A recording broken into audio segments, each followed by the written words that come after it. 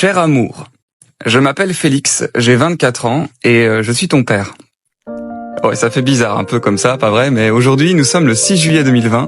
Autant te dire qu'on ne se connaît pas encore et que l'idée même de t'imaginer me laisse assez dubitatif, car enfin, à 20 ans on a bien d'autres préoccupations, comme tomber amoureux par exemple, ce serait un début. Je t'avoue que ton père d'ailleurs n'est pas très doué à ce jeu et qu'il perd souvent, mais je fais de mon mieux, je t'assure. Si tu tiens cela de moi, désolé d'abord. Ensuite, c'est pas bien grave, tu verras. Plus tu apprendras à aimer tes maladresses, plus elles feront ta force. Ah, les gentils l'emportent rarement, mais leurs histoires sont tellement plus jolies. C'est la beauté qui sauvera le monde, écrivait Dostoïevski. Alors si tu connais pas Dostoïevski, t'as de la chance que je suis pas à côté de toi, petit con. C'est un vieil auteur russe, très cool. Lis-le un de ces quatre, tu verras, ça va te plaire. Bon là, c'est pas ton père qui te l'ordonne, disons plutôt que c'est moi qui te le propose.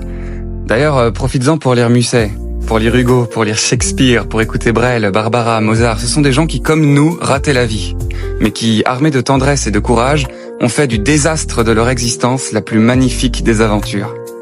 Mon amour, il faut être de ceux qui, avec leur chaîne, pour pas que ça gêne, font un bruit de grelot.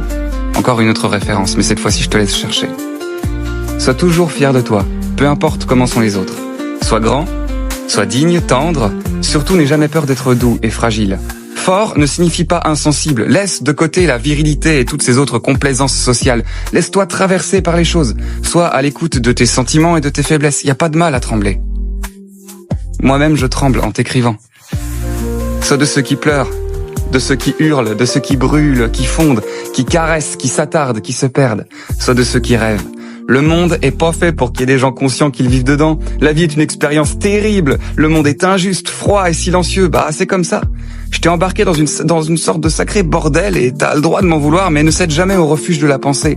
Apprivoise tes vertiges.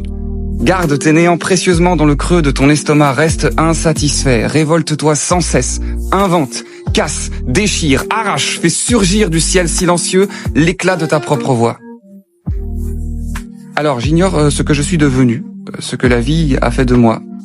J'ignore quelle relation nous avons ensemble et si je parviens au jour le jour à te dire toutes ces choses-là, alors je te les écris ici pour que cette lettre te parvienne. Je t'aime. Je t'aime, je suis fier de toi. Peu importe qui tu es, qui tu veux être, qui tu aimes ou voudras aimer, peu importe, vraiment. Tu verras, la vie est bien assez compliquée comme ça que pour ne pas pouvoir être soi.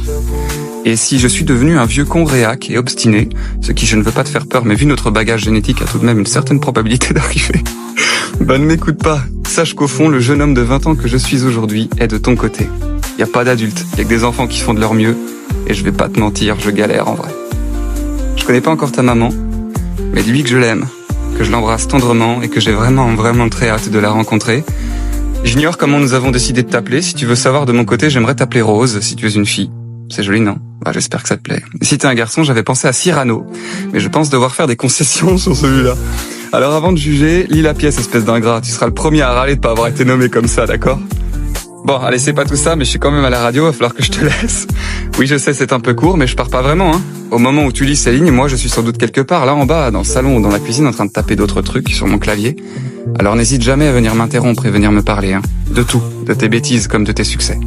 Je serai toujours ravi de t'écouter. Je te laisse, ou plutôt m'en vais te retrouver. Tendrement, ton père.